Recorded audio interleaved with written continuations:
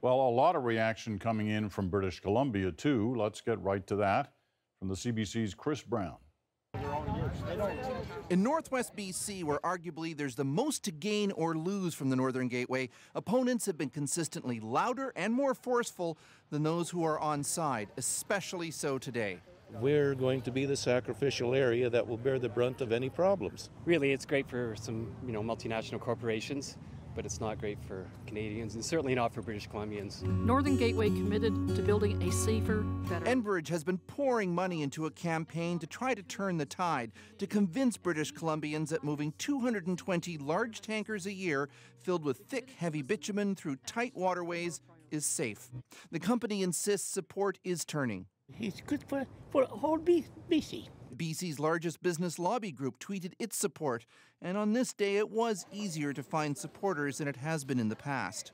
I enjoy the standard of living that I do because we have managed to find markets for our resources, and we have to continue to export them. But it's hard to see many BC First Nations ever coming around. The Halsla live right at the pipeline terminus on the Douglas Channel. It's every mistake you could think of in terms of bringing the project to us in the first place. They've made every mistake. I don't know how you correct it. And today, a parade of First Nations leaders said no way. We're absolutely disgusted with the arrogance of the Harper government. This is a project that really is going to be challenged because it does jeopardize our rights. It does jeopardize our title. And we will do everything we can. Coincidentally, BC's Premier just happened to be in Kitimat today, not to talk about oil, but BC's preferred fuel, natural gas. Though Enbridge probably didn't need reminding, she said approval by Ottawa doesn't mean BC is satisfied.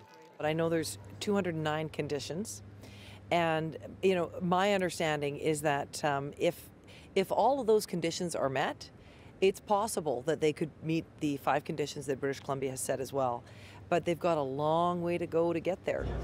Key among the 5 conditions set out by the province is accommodating First Nations and proving that BC has a world-class capacity to clean up after a major spill. Still, those out protesting Ottawa's decision this evening argue there's no way to really ever undo the damage. Chris Brown, CBC News, Vancouver.